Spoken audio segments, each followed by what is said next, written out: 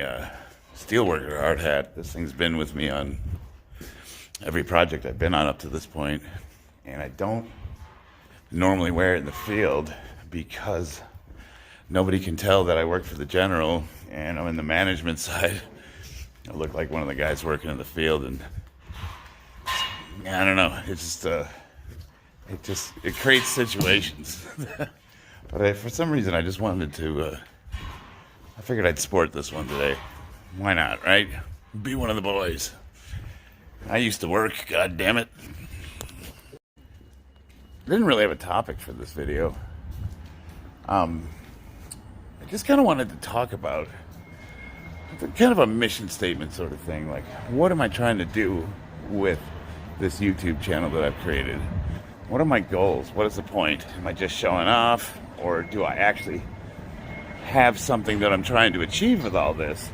And I would say both. Recently, I was called out by, I don't know, some guy for lying about the total amount of weight I can lift. I claim to be a 1,600-pound total lifter for the 3 lifts, squat, bench, and deadlift. And he brought up my last meet total last year, which I only got 1410, and he was claiming that I was lying, even though on my channel in the last couple months I have posted a 410-pound bench, a 600-pound deadlift, and a 590-pound squat. You can argue maybe it wasn't quite the depth, who knows, whatever, but I stand by that. I stand by that I'm a 1,600-pound lifter. And I'll also go farther to say that if I was going to compete, I would be well over that amount. I bet you 1,650. I would stand by that any day of the week.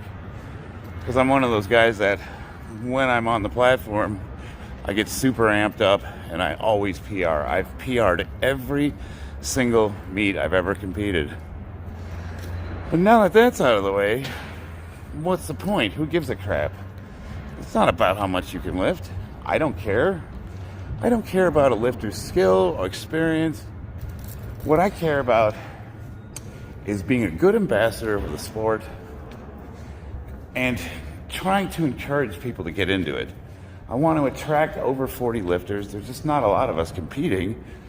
And, there's a lot of meets where I'll show up and, I'm the oldest guy there. I mean, I'm not that old. I'm 47. I'll be 48 in a couple months.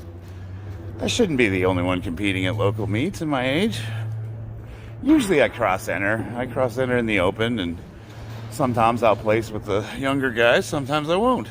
But I don't know. I want to be a good ambassador of the sport, and I want to attract people to barbell sports, whether it's weightlifting, CrossFit, powerlifting. I want to promote, healthy lifestyle. I want people my age that are struggling physically to know that they too can get better. And it really is not about lifting a lot of weight. It's just not. It's about quality of life. I do apologize for the camera glare. I dropped my camera and I cracked it, and I don't have the money for a new one yet. I'm just a lowly, poor construction worker, and I got bills to pay. But let's talk more about that. You see, what I'm trying to promote is not just the sport of powerlifting. I am a powerlifter. That is my sport. But I am also a fan and student of all the strength sports. Anything that involves a barbell, I'm into. But if I was going to promote something, my core tenets, if you will, things that I adhere to, it's that we want to be strong. We don't want to just look strong. We want to be strong. We want to be physically fit, which means we're ambulatory. We work on our injuries. We work on our mobility. We do stretches. And cardiovascular health, which means we have endurance. We're able to play with our kids. We're able to go for rides on, bike rides in the park with the family, that sort of thing. So it's not just about who can lift the most weight. It's about who has a better quality of life. I want to promote healthy living after the age of 40. Now, if you're under 40, you might say, this doesn't apply to me. This should apply to everyone, because this is what I'm seeing more and more as this giant ball floats around aimlessly in the universe around the sun into oblivion. As time progresses, I've noticed that the age in which men start to decline is getting younger and younger every year. Guys that I served with, guys my age, just like me, a lot of them are barely ambulatory. They have trouble walking upstairs. They can't bend over to tie their shoes. They're wheezing, they're coughing, they can't breathe, they have no lungs. And when I talk to them and I ask, well, what's up? Why did you let yourself get this way? The biggest thing that I hear is, well, that's just what happens when you get older. That's what just happens when you get older. These are guys my age, so they're exactly as old as I am, or roundabouts. So you're telling me that you just settled, you just gave up. And a lot of it is habit. We get accustomed to a certain lifestyle, and it's really easy and comfortable to do the same thing day in and day out. I truly believe that what most humans crave is stability. We want our days to be predictable. I mean, I'm sure there's those outliers there that love to jump out of planes, and they like to go out to bars and start fist fights, and they're rowdy and adrenaline junkies. But for the average, everyday schmo like myself, all we want is a little stability. We want to know that at the end of the day, we can go home and see our families, and we'll have our dinner, and we'll go to bed, and we'll get up and go to work, and we'll do it all over again. Maybe you're the entrepreneurial type. You can't do the 9 to 5, so you're working on starting up a business. But either way, at the end of the day, the goal is to be able to produce something and provide some stability for yourself. Another thing that we often have to contend with is that a lot of our daily routine, things that we enjoy, the little pleasures that we take comfort in, they can be quite addictive. Cigarettes, alcohol, junk food. I went there, man. My last marriage, when I got out of the military, I kind of let myself go when I got up to a very unhealthy 250 pounds. And I'll be honest with you, I was drinking way too much. And, I've told my story. It didn't end well. Luckily for me, I was surrounded by some really good people that took me under their wing, and they were able to help me get through some of that. And I started getting into fitness. Well, I'm a psycho with addiction problems, so I was able to replace one addiction with another, and that became the sport of powerlifting. You don't have to be like me, but something you do have to do is you have to cultivate, if you will, a healthy living style. And I really truly believe that everybody should be doing some form of resistance training. As we get older, this is a very important point. The only thing shown to stave away the effects of aging in any capacity is resistance training. It's not walking, it's not cardio, it's not eating healthy. You have to fight the second law of thermodynamics, and everything is in a constant state of decay. And the only way to fight that is to force your body to adapt to stress. Resistance training, you have to do it. I mean, we're talking peer-reviewed scientific proof that the only thing, they haven't found a miracle pill that reverses aging. The only thing you can do to even stave it off is some form of resistance training, and you have to have some kind of progression. It has to progress. You have to be constantly trying to adapt to get stronger. That's it. You have to. If I had to pick one thing that detracted from my quality of life more than any of the other things. Once I got healthy, once I got off the drugs and alcohol and, got back to living somewhat of a normal life, the number one thing that made me miserable on a daily basis, besides this camera glare, was my inability to perform basic physical functions, such as being able to bend over and touch my toes, being able to tie my shoes without wheezing, playing with my kids. I think it's super important. Everybody needs to do full range of motion barbell movements. If you do full range of motion barbell movements, even at light weight, it forces your body to stretch, and it does 90% of what you need it to do. And then on top of that, everyone should have some kind of a supplemental stretching program, a daily regimen where they force their body to get in those positions that we no longer can get into. And it's very frustrating for a lot of people, especially if we've let ourselves get kind of heavy and we haven't done a lot of mobility and we do the same repetitive motions every day. Like, say you're working in construction and you're tying rebar for a living and you're bent over, hunched over in that position for hours on end. You're going to be super strong doing that specific task.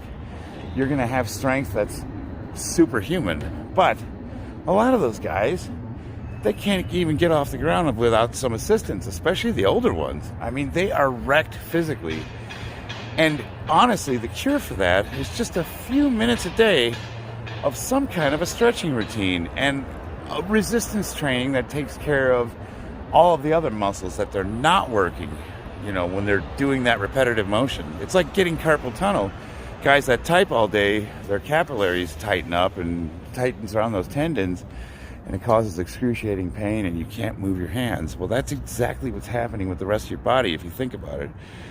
If you're not in motion, a body in motion tends to stay in motion. A body at rest, you know the rest. Physics, baby. You gotta keep moving. You gotta keep moving. You gotta keep doing those things that you want to be able to do.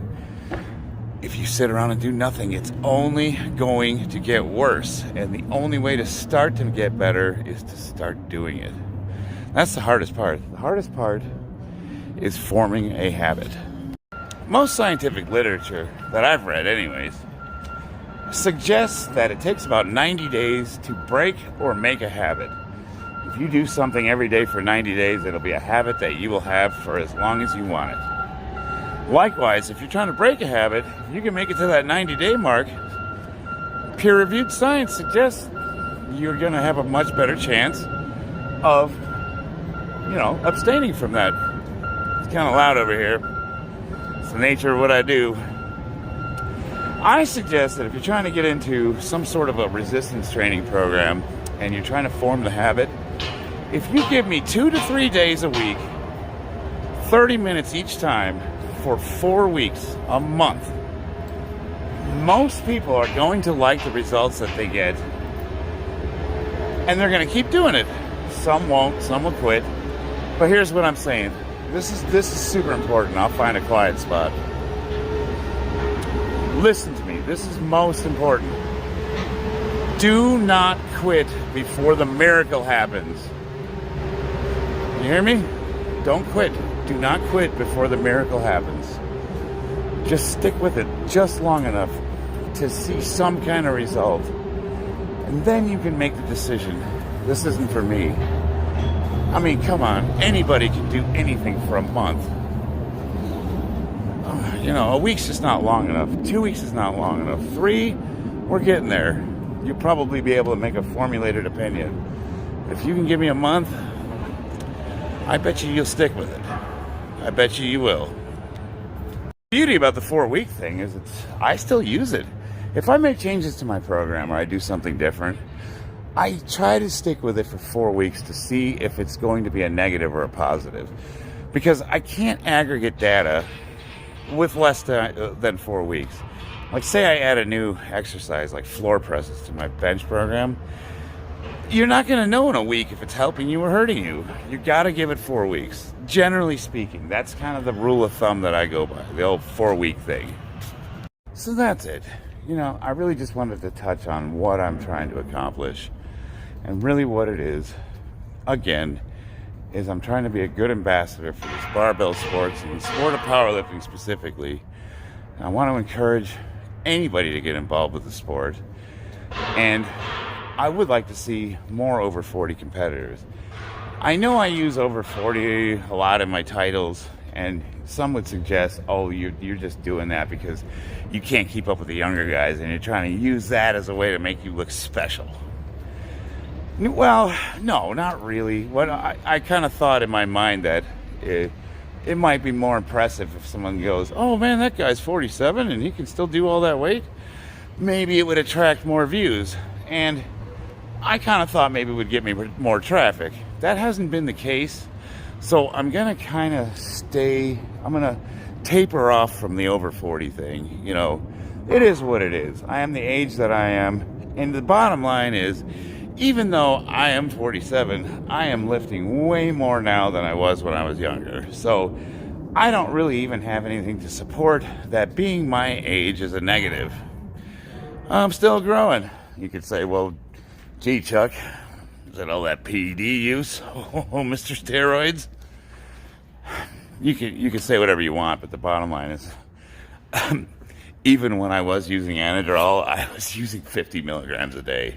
So that's barely a cycle. However, I did use it, and I am on testosterone. I think it's important that people know that. When I was getting ready for this last meet, I was doing 500 milligrams a week for a month previous to the meet. And now I'm on a doctor-prescribed 164 point something milligrams a week. 200 milligrams a week, we'll say. That's what my doctor prescribed me, and I'm going to keep doing it, probably for the rest of my life. And I'll tell you why. Guys, if you're over 40, you're over 45, and you ain't feeling life anymore, go get checked out. Jeez, what are we doing here? We're the most advanced country in the world. We have modern medicine at our disposal. And you're going to honestly say, if there's something that can improve the quality of your life in almost every aspect, you would turn that down for some sort of stupid pride thing? Hell no, man. I don't give a crap. I don't care what anybody says.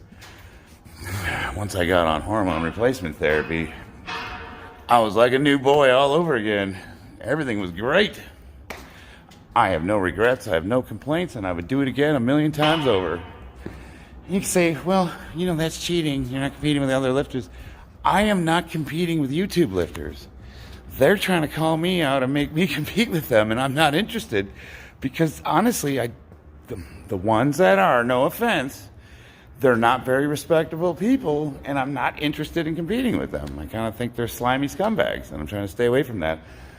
My channel is not about pissing matches with other channels that have less than 300 subs. What's the point? Nobody's watching us. How many views am I going to get on this video? 20? Who am I? Nobody. It doesn't matter. We don't exist. I'd like to change that, though. I want to grow this channel. I want to do something that's intrinsic from the ground up. Homemade, if you will.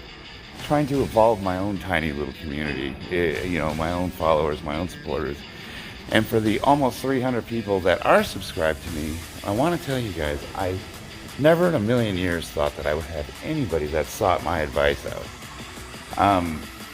I did this for fun. I did this because of the COVID lockdowns. I did this because I started training at home. And I did it because I was kind of lonely. You guys became my de facto training partners. I have a gym membership now. I can go work out at a gym, but I think I'm going to keep it rolling. I kind of want to see where this goes. Maybe it'll go nowhere, but if it does, it's going to live or die on my own merits. And maybe with the help of you all, I can evolve this into something that everybody enjoys. So, to that end, I'm going to shut up, but look, if I get needlessly crappy or harassed with comments that are not helpful, Like if I'm doing box squats and you call me out for depth, I'm doing an accessory, moron. Of course they're not the depth. Like that's not helpful. I know what I'm doing. I don't do a single lift without having an intent behind it. So whether I squat to depth or whether I go past the amount I have to do, I'm doing it intentionally, and I don't really require your assistance. Negative comments aren't helpful anyways because you don't even know what you're talking about. But if you have an honest criticism, you have something that can help the channel, or you see something that I'm doing that you think I can improve upon with some criticism or critique, I am always open to that. I love learning, and you know, you can make a guy's day and ask his opinion on something. I mean, I have a little bit of knowledge to throw out there. I don't mind lending it. Anyway, that's all I got. Thanks, like, subscribe, all that stuff. Bye.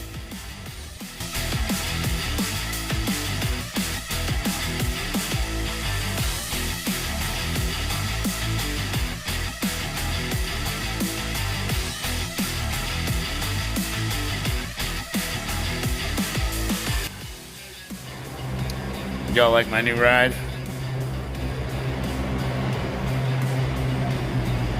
That ain't mine. I wish.